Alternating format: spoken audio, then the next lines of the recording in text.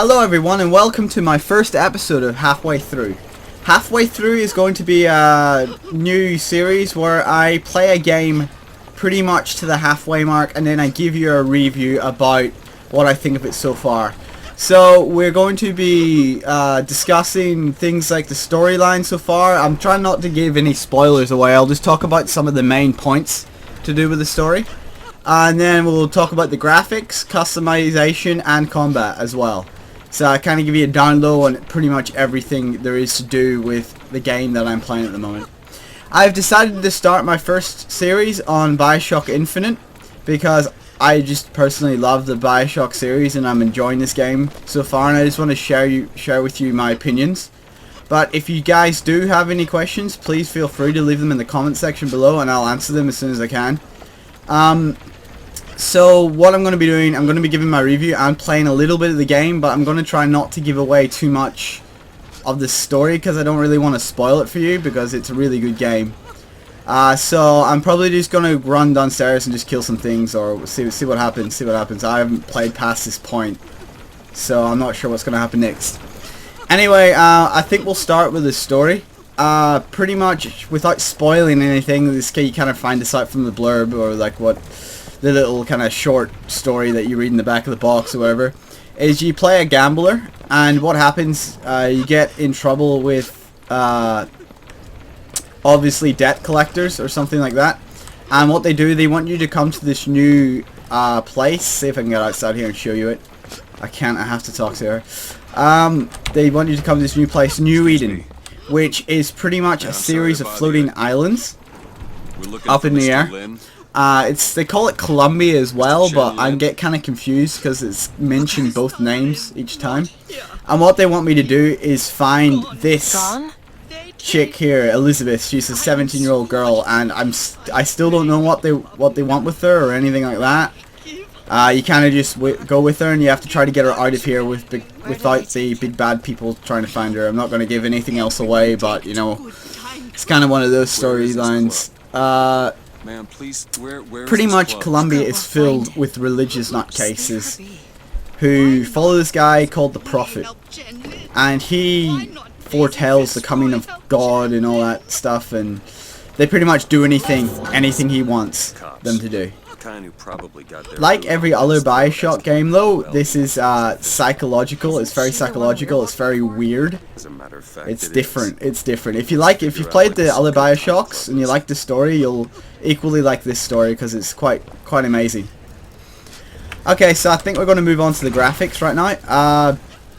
Graphically, as you can see, it's a fantastic game. This is ultra settings. This is the highest you can put it, and for some reason, they actually got the mixture right with the post-processing and the motion blur. It actually gives the graphics a little bump that it needs, I think. It just makes everything blend together better. Another thing I want to talk about the graphics, it kind of falls under this kind of category, is the ragdoll effects. When you hit people with your spells, I'll get to them later, as you can see bottom left corner there, when you hit people with your spells, and they die from it, they can do really stupid funny things like fly 10 kilometers across the map and crash into a wall and stuff like that. It's really good. The physics in this game is really good. You can use little patches of oil and stuff in the ground, but that's in my combat section. So graphically this game's stunning. It's absolutely amazing graphics. I'm going to go outside now and hopefully don't come into a hectic fight or anything too gruesome. I just want to show you guys the outside world and not a dank old basement with a furnace. As you can see, the dust particles alone are just graphically stunning. It's just so well made. It's just so well made, the graphics. Okay, because I'm about to run into some enemies outside this door, probably, I'm going to start talking about the combat.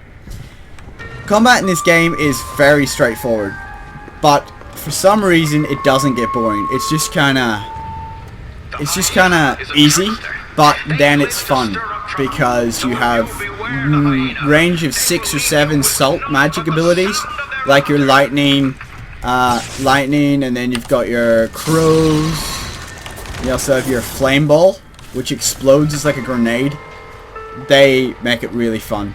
There's also assault ability that you can use that possesses turrets, like mechanical things, which is really fun because you could even replay the game but do it differently by possessing different things, or maybe using that skill there instead of that one, or whatever. And as I said before, there's these puddles of oil that lie on the ground sometimes, and you throw the fire grenade on it, they just explode and go flying. It's pretty funny. The range of weapons in this game are quite large. You get your standard machine gun, there's 2 different types of pistols, there's rocket launchers, grenade launchers, miniguns, you get a minigun, all that stuff. And another thing that makes the combat really interesting in this game is the sky rails. I don't think there's anything around this area because it's kind of like a docking work platform, but there's these sky rails that you've probably seen if you've watched the trailers, where you can jump up and then like swing around them and stuff. That keeps the combat a bit interesting as well, because it just gives it that added kind of acrobatics to it that just make it really well done. Another thing I'll mention about Elizabeth, that when she comes with you, she gives you items. So if you miss items, or like you don't see them or whatever, she finds them and then you can accept them from her. You can press F, she flings them to you. Like if you're in combat fighting, you get prompts that she gives you ammo. So say you're running low on machine gun ammo and you can't see them anywhere. Oh god, turret. That's a turret. What is that at? Oh god, that's not a turret. Yeah, these are like the equivalent of a Big Daddy, I'm thinking. Oh god. They are pretty cool. This is actually the first one I fought, so they're obviously not too common in the game, which I guess is a good thing, but they're pretty scary right now. So I'm gonna try show you some of... Oh no, there's a turret as well. Oh god. Don't die. This will be the first time I've ever died in this game. This is actually the first one that I've ever fought, so I'm not sure their combat mechanics are anything like that. I'm just going to try to run away a bit and get back to my review. Oh fuck, that's scary. I think he's actually getting remotely controlled by someone, because he said please go away, stuff like that, so whew, that was scary. Let's not go out back there. Well, yeah, you saw what the graphics have to offer. You saw a little bit of the combat, not too much. It kind of wasted all my salts. So, yeah. I'll get on to the customization. This isn't a really RPG game, but it does have some RPG elements, such as you can upgrade your guns to do different things, like increase clips, increase accuracy, increase damage, stuff like that. You also find these hats and coats and boots and stuff just lying around. You usually have to do some special things for them, like talk to someone to get it, or like sneak past them and pick it up without them noticing, something like that. But what they do, I'll try to go into my menu actually. What they do, they give you added bonuses. Like I've got one that for my gloves, that 70% chance when I hit someone with my melee attack, which is a kind of wrench thing, you can have a chance to set them ablaze, and they take 300 damage over 4 seconds. You get stuff like that, and then you get boots that make you take more damage, but then you deal more damage, stuff like that. That's the kind of customization aspect of this game. I think that about sums it up so far. Again, I'm only halfway through this game, so I'm not too sure on what the complete download is. I think a halfway through review actually gives the viewer, or whoever's listening to this, kind of a chance to see the game at its peak, because you can play a game through and it can be completely bad, and then you have a good ending and then you're like, oh yeah, it's an awesome game, whereas, you know, it's actually not. So I hope what I've given you has been informative, and I rate this game, my personal opinion is 9 out of 10, simply because it can be a little bit glitchy here and there, nothing too astronomical, but just a little bit. Its graphics are stunning, its combat's immersive and it's very simple, very easy, but it's very fun. Its customization could do with a little bit more, but it's fine. I don't mind about that. Anyway, thank you for watching this video, and if you would like more of these, I'll probably do one or two a week.